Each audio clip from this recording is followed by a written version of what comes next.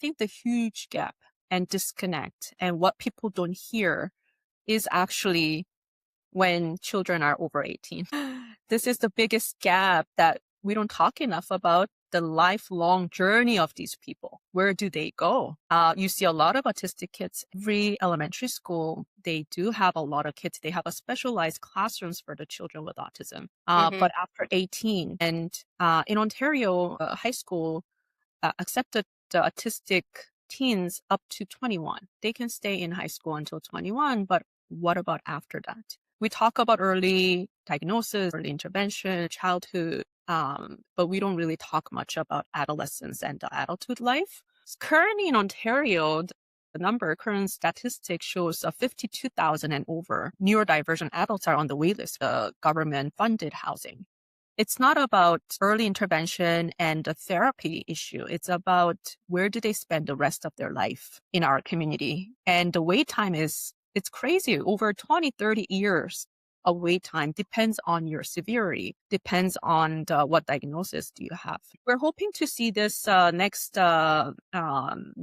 expansion of AIM be the group home, where we have a very different idea of group home, where culturally, individually, and based on each individual's strength and skill set, we have a huge passion in employing neurodivergent. People went to look at a few homes recently, not recently, last year, but I actually called the Ministry of Health on the condition of the home. After you'd been in there? Yeah, I could not just stand and just the condition of the cleanness and how people were just on the hallway, on the floor and things like that. I could not just imagine if I'm putting my child in such places like that, unless it wasn't just So you were upset when you I was left? extremely upset. I called right in front of the door to Ministry of Health and reported the condition of home.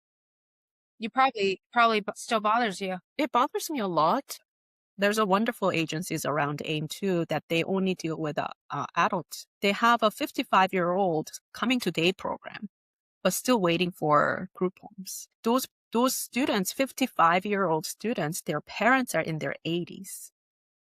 And still assisting their 55-year-old child, right? I think that this gets overlooked. That's a really good question. So I actually have a 15, turning 16-year-old, had a sister who was on the spectrum who passed away, very unfortunately. But when he was about 10, I told his dad that I will open a group home for him because his case, he needs support. He will need a lifelong support. And I met him when he was 4, and he was our second child that we fully raised money for because family didn't have the financial means to start, which he had very severe needs of support from different mental health perspective. And so he currently is unfortunately in a psychiatric ICU in Markham Stouffville Hospital since last Friday. These are the children that's so close to my heart that I've seen he's growing from kindergarten up to high school age. Yeah. And these children, when they're like in 20s, he will need a full supported home where he's safe and his parents are safe. So my dream really actually started early on at AIM. And now we're supporting a lot of teens and adult students. Our next strategic plan is end of 2027. We're hoping to open our first group home. And we want to open something that's affordable. And it's also, as an agency, as a charity and nonprofit, it will take us time to work with the government and city to make ourselves a funded group home.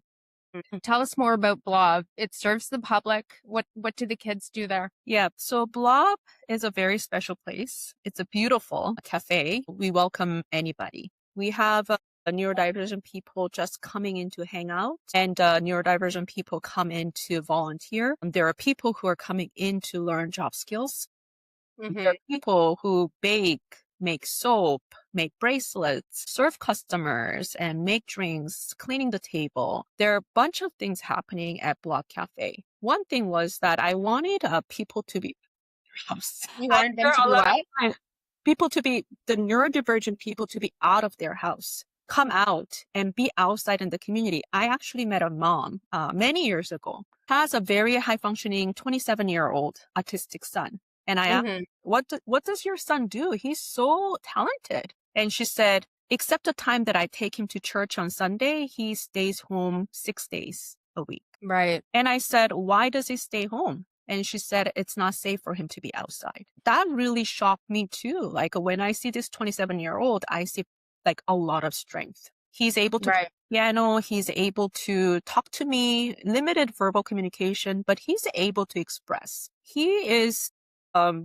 very calm and a friendly child. And Right. mom thinks the community not safe for him. And outside of church community, his only place that he feels safe is home. I wanted to create a place where they can come out and do something, come out and hang out, come out and have coffee in a safe and welcoming space. Right.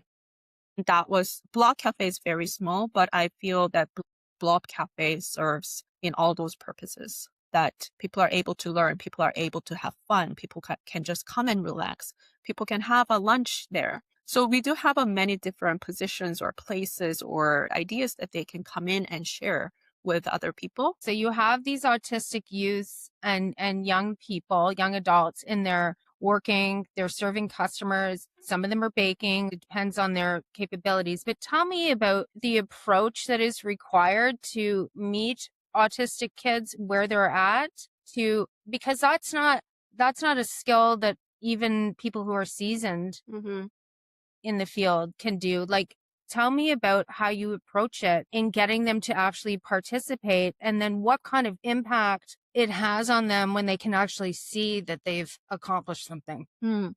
We have to learn about the individual who's coming to our space. And the intake process is quite thorough, but fun for the people who are coming in. So I'll be spending time with the parents, learning about their goal, their current goal, but also future goal. Understanding the skill set of the individual that they're bringing in. It could be 16 years old, could be 35 years old, 44 years old. And we talk about parents' goal. And at the same time, either teens or adults will be spending time with my staff member who will be showing the cafe, showing our workspaces, our facility tour, and they learn a little bit about those individuals. There are individuals who are very resistant coming to our center because, Right. but we have a couple of adult students who used to really seeing this as work and thinking that this is too challenging for me. I think sometimes they make the assumption that they can't do something and they stick with that. And then there's a lot of fear for them to even try anything. Yeah. And also it could be a learned experiences from their, like whether at school or, like anything, it could be anything that can really put your confidence down. But at AIM, the thing is, ABA is around motivating people, reinforcing good behavior. So we don't talk about what you're not good at. We talk about, great, you did it, right? As little as you picked up garbage on the floor. Amazing. That's very different from what you receive in real life. Yeah, I think you bring up a really good point that every person needs encouragement, but I think this population, they need more Yeah. because the things that I don't see that Connor might go through in a day, I have no idea what somebody said when he was taking the bus and getting dropped off here. They were dropping him off. He was able to get off on his own, but they made it so that I had to stand on the porch and wait for him to get off the bus. Well, how does that feel to a 16-year-old? There's these little micro sort of things that affect their confidence constantly. So I think what you're doing there is really special because in the end, they can see I'm capable. You have a mission at AIM to change the mindset just for people to understand that they are capable. So we say they're different, but doesn't mean that they're less, right? Right. Right. I think we're all different. Um, Right. I am a minority. I immigrate to Canada. And actually, when I see autistic neurodivergent population, I see myself 30 years ago when I first came to Canada. I didn't understand the language. And I had so many things in my mind that I couldn't express. And I always relate to that. Yeah. I My God. had an incident that I was hiding in the washroom and eating my lunch, crying. I actually had that experience because I was so ashamed of I couldn't answer a friend who's asking me a question. I didn't even know what she was asking. And that really made me extremely sad. I couldn't regulate myself. And I always remember that moment when I see neurodivergent people that they think they don't talk doesn't mean that they're not intelligent. They do feel, they think, and they just don't express the same way that we do. So like me didn't speak English didn't mean anything. I was still the same person but it just made me extremely sad and overwhelmed. I couldn't control my tears, and that's what people And you couldn't express yourself. Exactly. I couldn't express because It's a lot like autism. Yeah, when Connor stamps his feet or he gets angry, it's because he can't get the words out. Yeah, it's frustrating. Exactly. So Autism in Mind started from a very personal moment. I actually wasn't in the field of autism. And one day I met a family with 3 children with autism at my daycare. I was a daycare owner, living a very simple life, and the 3 kids walked into my door, kids who needed a lot of support. And that first family really touched my heart. That was the first time I learned about the realities that they were facing. Very different reality that we just imagine. Navigating the system, overwhelming wait time for the government funding, and all those things were quite new to me. It was just shocking. As a daycare owner, I thought maybe I can sell cookies at my daycare and raise money for this mom so that maybe she can get a few therapy sessions or do something because I literally didn't have an expertise to help this family. So I did a small fundraising event selling $2 cookies, and surprisingly, and I tell this story to all ages because it really gives us the hope that little things can actually make a big impact. $2 cookies was raised to $10,000. And the money was donated to the first family, and they were able to immediately start therapy for their youngest child who was not toilet trained, who had extreme behaviors towards himself and others. And we saw the immediate change. And immediate change could be something very small for us, which is toilet training at age 5. But those little things that we take for granted is a huge milestone for some families. And that's how AIM started, as from a simple act of kindness that turned into a larger mission. So today we actually serve not only children, youth, and adults, because these families that I first met 15 years ago, they're still with me. And these children are no longer children. They're adults. And AIM continued to grow in GTA to serve families who come to our door, those who are waiting for government funding, and those who have government funding and looking for the best quality services. AIM, I call it very unique because a lot of families ask, what's the age limit in your center? And we say we don't have age limit. We are extremely flexible because I think that's the biggest challenges that families face, that because children are huge challenging, that they don't have the right place to go. Because they don't have money, they don't have the place to go. So AIM still offers, we still do it every year, events, campaigns, fundraisings. We still raise money for our subsidy therapy program. So if families are on the wait list, we raise money and try to support as many families as possible. Also, we don't set the age limit because if you think about it, the child with a severe aggression will become an adult with lots of challenges. And we want to ensure that we don't set limit around their needs. We are flexible to create more program based on individual needs. So we're very individualized. And that's who we are and how we grew from 2011 until now. And we're still growing. You know, as a parent of a teen with autism, it's not easy to navigate services. there's not a lot of, well, let's talk about integration. There's not a lot of services all in one place. And I think that your model is unique in that sense, or that you have these services. And the other thing that I find, and I know you can't directly comment on this, is that, because there is this OAP funding, there's a lot of people out there offering services that maybe aren't that great at it. But you've seen some great results and you have high standards. Yeah. So we actually started with ABA, Applied Behavior Analysis and Behavior Therapy. We started seeing that a lot of parents, they have to drive the kids around from speech therapy, occupational therapy, psychologist services. We started recruiting to create our program more multidisciplinary. So how the multidisciplinary approach, see the holistic view of the child. There is a huge benefit of working together. Speech therapist, occupational therapist, and behavior therapist in all different perspectives.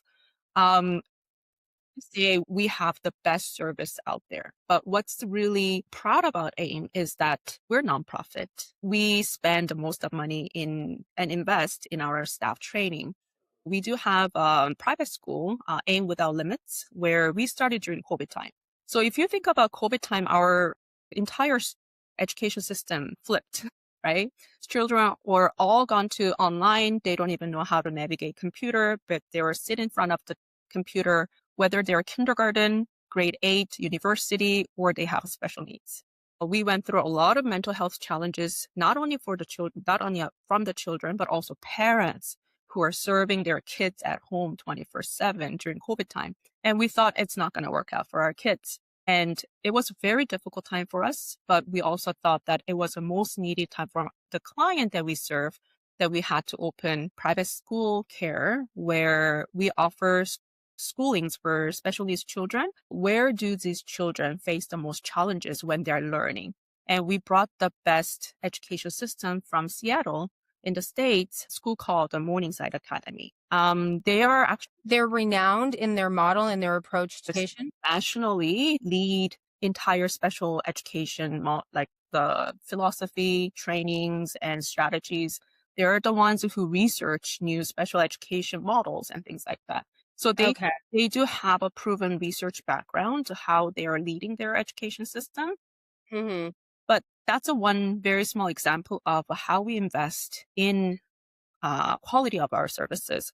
We don't just do things. We want to make sure that we collaborate with the existing excellence of the field, people who have the knowledge, people who have over 40 years of experience and dealing with the special education. So we're quite proud of that the nonprofit, because our biggest interest is the quality of our service. We want to make sure that we do the right thing. For example, another example is that we work very closely with Dr. Henley in the States, who specialize in extreme behavior cases. So if you think about extreme challenging behavior, for example, self-injured behavior is one of the most challenges, especially children grow into adulthood when they become stronger than us. Self-injured are one of the biggest challenges that we see. And how do you deal with that? There is a behavior management, but there is a beyond behavior management that we bring in from the States. It's called SBT training. And we actually hosted the conference at York University with Dr. Henley actually in person with us. And those are another example of how we invest in educating our team member, but not only our team member, we also want to contribute to community who served special education, because Ontario is really growing and we're learning a lot, but there are a lot of more professionals out there everywhere in the world who can also contribute to the progress of Ontario catching up with the special education and especially with autism field. You see some remarkable results in some of the clinical, they're all research and clinical therapies, but you do see some remarkable results with some of the kids that come through. Can you just tell me about those therapies and share an example? Yeah. So like we do see like a big changes. We have a student who started with us at age 2, and he's now 16 years old. Somebody who's been in one-to-one services for the first 9 years of his lifespan, like starting at age 2 until he was 11. He was in only one-to-one, not able to transition in group setting, aggressive, highly sensory needs. So he will have multiple episodes of a lot of sensory challenges. That's something that you cannot imagine. For example, picking up dirt from the floor every 2 seconds and then put it in his mouth. And Yeah. that's a part of sensory needs that the child is seeking. All Yeah. the way to now integrated into high school. And he's able to fully integrate, even though he's still have a very limited the verbal communication. There are the tools that he needs to communicate with others, but his behavior management, self-regulation, the navigating how to use his sensory needs in a different ways. So Mhm. seeing those children fully one-to-one and only able to function in one-to-one all the way to transitioning into group setting and hopefully transitioning into community as a meaningful member of the community, right? So that's another reason that we started Blob Café, where we train individuals on the spectrum, whether they are verbal or nonverbal, whether they have a sensory needs or not. We do have a place for them to be working on cleaning all the way to serving customers and making espresso coffee. So Mhm. those are something that we call become a meaningful member of our community. And our long-term strategic plan has all those plans in place where we want to create more jobs, more places, and space for these people. Yeah. So, okay. So Blob really is about showing not just the people that work there, but society Yep. that this population actually can do a lot more than we give credit to, but it requires work. You're doing the work. And you know what's really surprisingly, whenever people come in, when public comes in, our cafe is open to public, and people feel so good about coming into our cafe because Mhm. even they're drinking coffee, cup of coffee, it's not special, but they feel like they're doing something special, right? Our coffee might taste better because you see something meaningful happening in that space, right? I think it's just human beings, we all feel good about doing something good. Mhm. And people don't realize we are so busy. Like there's nobody who have extra set of time assigned for volunteer time, donation, giving back to community. Like we forget about these in our busy life. But when you actually see things happening in our community and just buying a cup of coffee gives this person a job to do, how special is that, right? And we see a lot daily basis. Like customers are so happy. Everybody have an amazing comment, feedback about, wow, this is so special. And we feel like a community is just not facing these good things enough. That there is so many good people. Our mission has so much potential because we see the community very involved. So you've got Blob, and now you're looking to grow microgreens. Happening next month, So tell me about that. we are looking into different types of work. There's a customer service and sales. There's things that we can make. We go out to farmers market. We make coffee. But there are all these things. If you think about it, this requires a lot of interaction, social skills. And we do actually have a very sensitive teens and adults who might get extremely overwhelmed in the environment where there's a lot of noise interaction. So one thing that we wanted to look into is something more calming, therapeutic, and gardening was one of them. And these days in Canada, there's a lot of the indoor gardening happening, indoor farming. So we're tapping into vertical farm, and we are going to start growing our own vegetables, so starting with what we need at our cafe to make all the salad that we're currently serving. So lettuce, strawberry, mint, basil, and things like that. We want to work with the local restaurants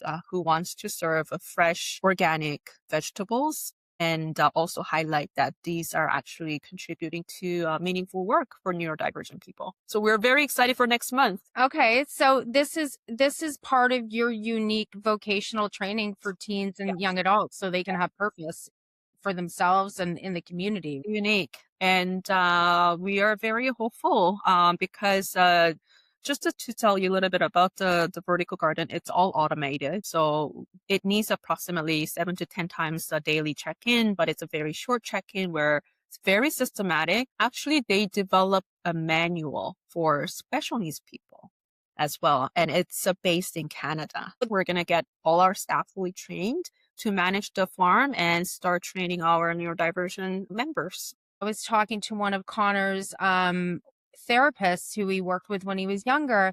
And she said to me, Victoria, if you don't start teaching him job skills now, he's going to be at a day center. He's going to be sitting there. And she said, trust me, you don't want him there. What you're doing, I think, is like a model for people to copy. So then tell me about the community hub. Okay, wow. Community hub. So that's our big dream. All my big dreams actually started as AIM first started. When I was shocked by the reality that I learned from the first mom, I quickly realized so many challenges.